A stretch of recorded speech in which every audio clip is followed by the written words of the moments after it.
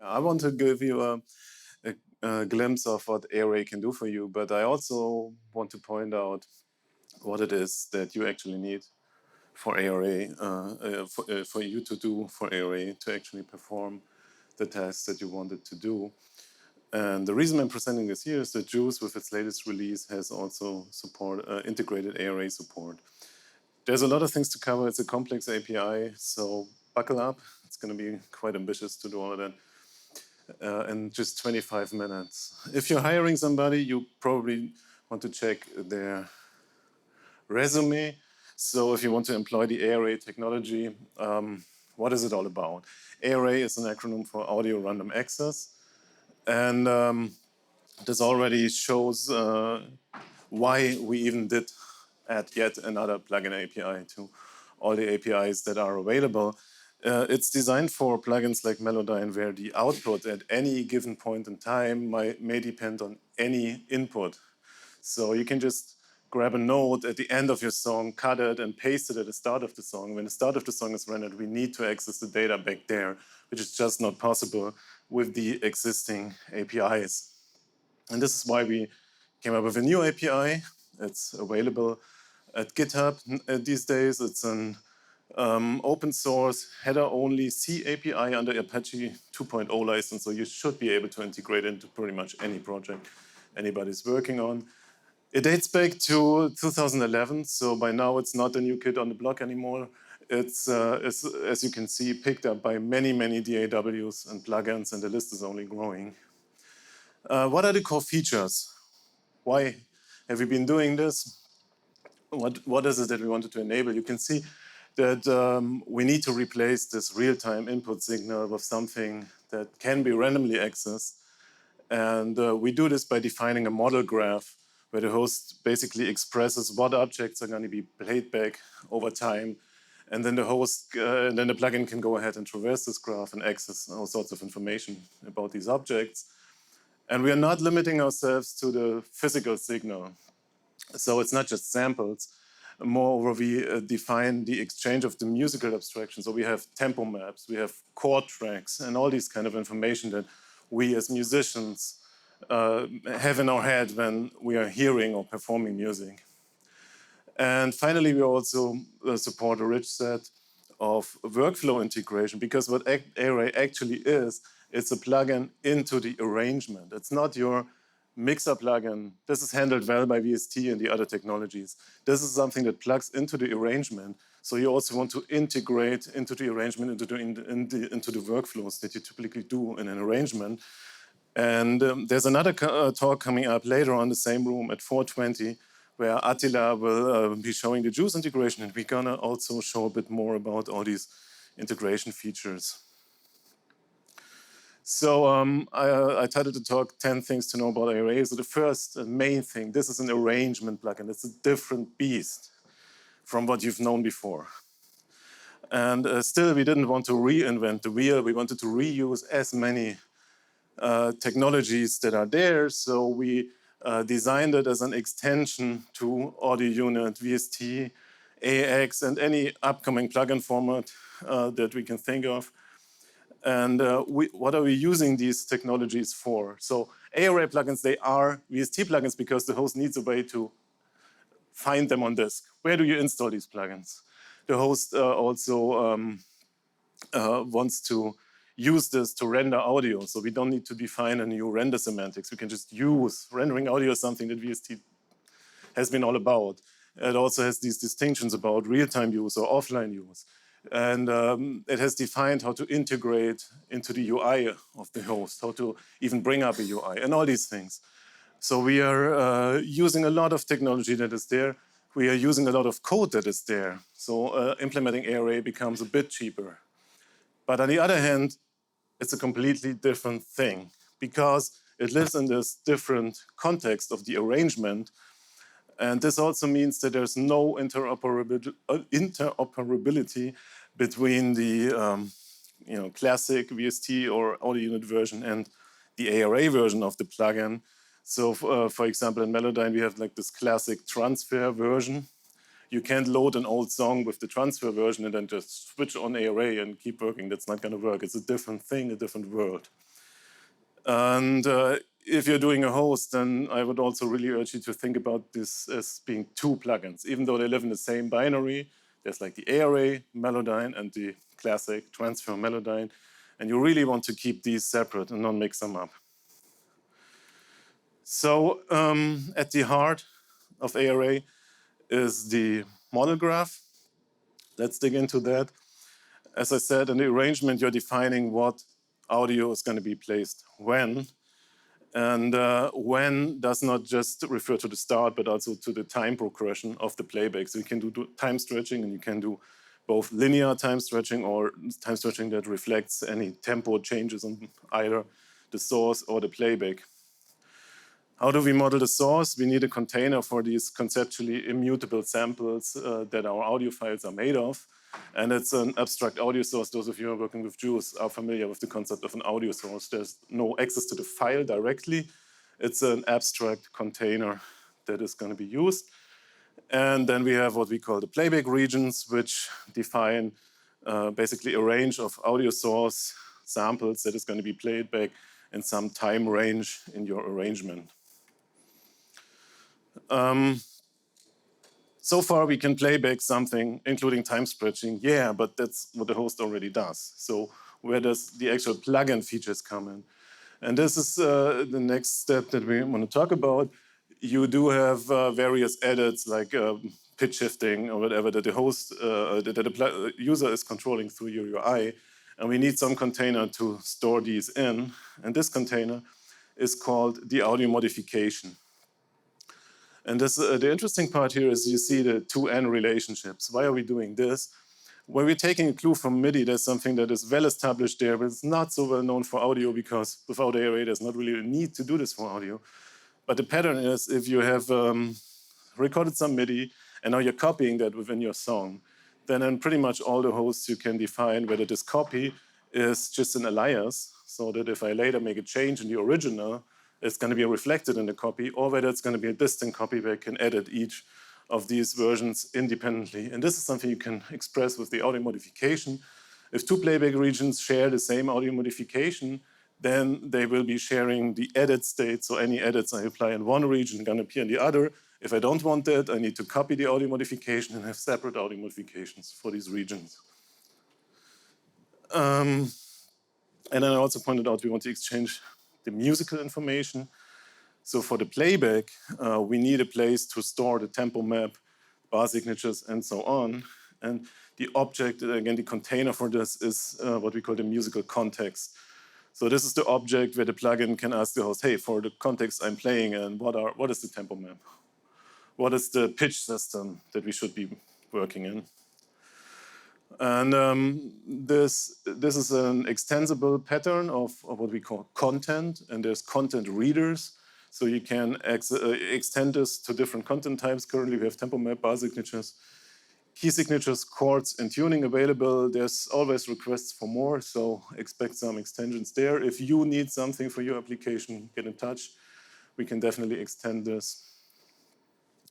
And the plugin, in order to do the playback, needs to be able to read this for the playback musical context and for the audio source. But as mentioned earlier, we want to do a bi-directional exchange. So ARA also enables the host to read the same sort of data with the same patterns from the audio source. And this enables us to implement, for example, audio to MIDI conversion. And many hosts, for example, in Pro Tools, audio to MIDI conversion can be done by under the hood using Melodyne and then just presenting the results of this analysis of the samples without any UI being shown at this point. We're not only allowing to read this content at the audio source level, but also at the modification and the playback region level. And why we're doing this is going to be visible a few slides later. If the plugin can define content and the host can define content for the same audio source, we need some way of resolving conflicts. And in order to do this, we have content grade define. So if, for example, the host has a file from a loop library, this is going to be tagged with, I don't know, 100 BPM, then it will tell the plugin, hey, this is known to be 100 BPM. Don't mess around with it. Just use this 100 BPM. The plugin will just accept it and will maybe even like disabling any user interface on its end that allows for even changing the tempo. Or on the other hand, if the host doesn't know, the plugin can go ahead and detect the timing. And if you are using features like snapping to the beats and the detection is off, then your playback region will just shuffle and behave really weird. So maybe for detected content, the host doesn't really want to update. But if the user actually enters a value in the plugin, then the grade will be adjusted. And in this case, the host actually wants to update its model of the tempo map. There's more on this in the documentation, more use cases, but I just wanted to point it out that this is an important feature in order to actually make real life applications based on ARA, because you're going to run into all these conflicts and problems. So one other object left to complete the picture, it's the region sequence. On pretty much any host, you have like tracks or lanes in your arrangement. And what they do is they define region transitions. So they define which region is following which region. And there may be crossfades in between or anything like that. That's typically done on a per track. And it also defines the routing. So where does it actually feed in the mixer? That's typically stuff that you configure on a per track level. And the tracks are also very important if you're navigating huge arrangements. You don't just want to see like all the nodes in the plugin. You're not going to see anything in this case. So again, something we might maybe pointing out in the later talk a bit more. So here's an actual host now. And where can we find our objects? Well, Studio One in this case has a list of files. We can see the audio sources right here. And if I expand the view of this particular audio source, we can see that there's actually two modifications. And here's what I said earlier about reading content at modification level. Studio One actually reads the nodes for the modifications and displays them here, so you can have some idea of what's actually playing in there. And then over here, we have the actual arrangement with the playback context, the chords, tempo map, whatever. And these are the tracks, the region sequences with the individual regions on here. Events, as Studio One calls them. And again, when drawing this, it draws the resulting MIDI notes as some sort of resemblance what you're going to see in here. So this really helps with navigation, with matching what you see in the plugin, with matching what you see in the host. And you can see we are picking all this up. We are picking up the key, the chords. The tempo map's a bit hard to see because it's really just a small jump in tempo. And this is how ARA appears then on the plugin end. Before we go into the objects that actually are used on top of the model, let's bring out one more feature that's kind of under the radar, and it's really a shame because it's an important feature. When you're arranging your audio and you're cutting your notes, what you often run into is something like this. If I want to make a cut here, the start of this note will be cut, or I will be having some tail of that note that I don't want. Now, if you have a plugin like Melodyne that can do polyphonic separation, why don't we enable the plugin to handle this for you? So you don't have to fiddle with crossfades and try to make it sound okay. You're already familiar with the concept of tails for regular plugin APIs. ARA just mirrors that and also gives it a head time. So we can actually extend the rendering a bit at the end, a bit at the head. And now what Melodyne can do is just make the cut like this, like you would actually want this to happen. You can just drop this note and it can render a little early so that you will actually hear the proper transients of this. And this is a huge time save, especially when comping, when you're not really decided on yet which region is going to follow which region. You can skip on this thousands of manual fades that you have been doing in order to even select what is actually the stuff that you want to play back. Now let's talk about how do we control this model. The core object here is the ARA document controller. And this is a separate thing that the host that the plugin provides if the host asks it to do so. And this is the actual addition that we do to the existing plugin APIs, which we call companion APIs because they are used as a team. You never, I mean, you can use just the document controller, but if you're really plugging this into an arrangement, then you will also use plugin instances to render this. So you have these VST instances that are then bound, as we call it, to the document controller so that they know which ARA document they are associated with. And the plugin provides this document controller object as a way for the host to create the graph objects and define the structure of the graph. And the host is always the owner of the graph. The host controls the structure of the graph. The plugin has its private data that it's attaching to this graph. For example, if you have made, if you were running an analysis of the audio source, you will store the results attached to this audio source object, and your edits will be attached to the audio modification object. And the document controller really is the core object of the API. And if you start looking at the API, start looking at the document controller, there's a document controller in the plugin, and there's also a host document controller for the plugin to call back into the host to read the content as necessary. One thing to note about the edits is that we are actually grouping these by using begin and end edit calls around any edit operation that may contain of any number of various updates. For example, if you're editing the tempo map in your host and you have regions that are synced to the tempo, which you typically have, then there's actually the change in the content data, which is a model change, with the new tempo map, but then all the regions will be shuffled as well. So you have a lot of updates to each of the synchronized regions and where the host will communicate the new positions of the regions according to the updated tempo map. And if you have dependent updates in the plugin, the edit cycles allow you to look at all this information together and prevent you from updating the same object multiple times, which is really important to save time upon edit and keep the user interface fluent. It also defines a time frame for when the results of any edits are actually audible. Since editing the model can be done by it's being concurrently rendered, there needs to be a definition about the point in time when the state of the graph is actually that state that the renderers have picked up in their real-time threads, and they are actually providing the audible result that matches the graph. They are not on some old data yet that hasn't been updated yet. By end editing, the plugin makes this guarantee. When I'm leaving this call, I'm done. All the updates are done. All the renderers are actually playing what's there. And you can also use that for undo history, but I'm not going into this at this point. Another interesting technique that is a bit unusual about ARA is how we store our state.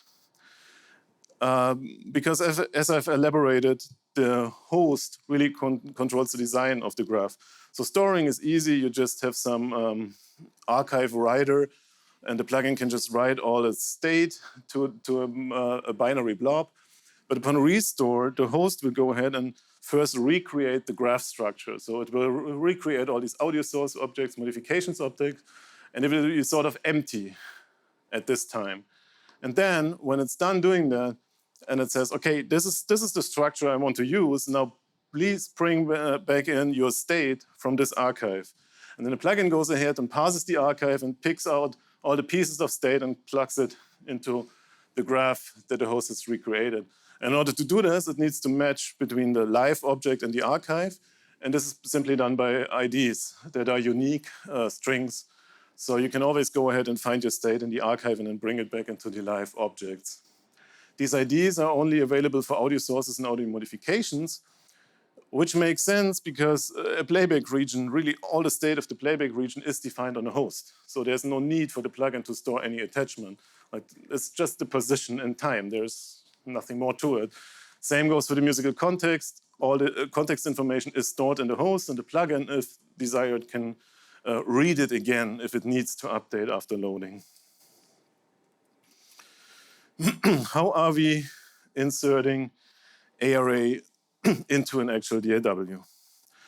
Well, I'm not going to go do a deep dive into DAW architecture, but we need to have some basic understanding here. We have a model, we have a UI that controls the model, we may have some background tasks, and the interesting part is this playback stack. It starts with reading the files from disk, which we will need to do ahead of time in order to have the data available by the time it's actually going to hit our audio interface and the speakers. This needs to run ahead of time, and it needs to provide the samples, which are then transformed in a non-real-time way. For example, if you have a pitch shifting defined for the regions, if you have crossfades between regions, all these kind of things can also be processed ahead of time because they are based on this static input. And then we go to the real-time mixing, where we are mixing in any live signals, so we're under hard real-time up here. And this all reflects in the thread setups that hosts typically imply. This is usually on the main thread. If you do, for example, waveform calculations, you usually do that in a background thread. This is pretty standard. Then you have this high priority but not real-time thread, or maybe even more of these that actually fetch the data from disk. These are also obviously high priority, but they are not necessarily hard real-time because the input is known, so you can run these ahead of time by a couple of seconds, which allows them to take some more time if need be. And then we have the hard real-time. We're all familiar with this at the Audio Developer Conference. I will not go into further detail. So let's plug an ARA. No surprise that the model controller lives in the main thread. But what about the rendering? There it already starts interesting. This is just like a model host. It can be different than the other hosts. But it's great because we are using a known input. The host can actually push the ARA plugins up to these render ahead threads because the input is known. We can do all the processing that we want ahead of time. It's not necessarily the case. You can run it in real time, but the more natural or more resource efficient way is to have the plugins running there. What also should be noted is typically in order to be able to do crossfades easily, most hosts will use a single playback renderer for each region, which means if you look at a typical arrangement, it's not a rare case that you have like 100 or several hundred instances of your editor renderer, so you really want to optimize these. What are the tasks of the playback renderer? Well, it needs to reflect any physical transformation of the signal. So, for example, we can be playing back at a different sample rate, or we have a mono source that's going to be played back in a stereo playback setup. This is like standard DSP, but you have to do it. Then you have to account for any of the transformations that you define in the host arrangement that I mentioned earlier, time stretching, maybe time stretching according to the tempo map, maybe content-based fades if your DSP can support it. And then on top of that, the actual heart of your plugin, what you're actually doing, your edits as stored in the audio modification. So that's a lot of data, potentially, depending on your models. You need to access the graph structure. You need to access the content of any attachment that you've made to the graph, such as a detected pitch curves or whatever. And it can run in hard real time, so logs are no option here. You need to have copies. Luckily, there was this great RCU talk earlier today. Hope you've seen it. If not, check out the recording. This can help here a lot. And the samples, that's so much data that you need another pattern for that. You need to actually load it ahead of time and cache it. So let's add the cache to the picture. Because any part of audio that we need to be cached can be from a very different location. The plugin actually goes ahead and replaces the regular file reading for the ARA paths and runs its own cache over here. We're also adding the view. This is the standard stuff that you know from VST. What we're adding also are editor renderers. Editor renderers are a cool feature if, for example, in Melodyne, you drag a node up in your editor. You can actually hear the pitch as you're dragging. So this is user interactive, and it needs to be processed in real time, because if it's ahead of time, then there would be a delay between making your edits and hearing that. That wouldn't make any sense. Again, editor rendering is going to be shown in action later in the other talk. And if you're doing analysis, then you will be creating more threads. They will be running in the background. This may or may not tie into the caching. And this is the example host. There's going to be so many different hosts with so many different setups. And we go into this a lot in the ARA documentation, which actually brings me to my last piece of advice. Go ahead, read it. We've spent a lot of time there, and it's not just the specifications that you see when looking at the header that I've mentioned earlier. There's design guidelines, we outline common pitfalls, we give you a long list of test cases that you want to test or also to keep in mind when designing the plugin. We're also shipping some very extensive examples. You can have a full command line only host and plugin, and you can use these both, depending on what side you're doing, to actually create automated test cases for continuous integration for your plugin. And in Juice now we have this great ARA plugin demo, which is going to be the topic of our later talk. And finally, there's a debugging technique in ARA that's called ARA asserts. Again, check out the documentation. Melodyne enables these assertions also in its shipping release builds in order for all the host developers to have these verifications available. And if you still should get stuck with all the resources, this is how you can reach me mostly, but also backups if I'm on vacation. And with that, I'm done. I'm looking forward to you being very considerate implementers of the ARA API and doing great products with it. We are out of time, so I cannot take questions in the talk, but I'm here. You can just walk up. I'm happy to answer your questions. I'm happy to talk about any feature requests, and you will see Attila and me again later on today where we have a bit more time. So with that, thank you very much.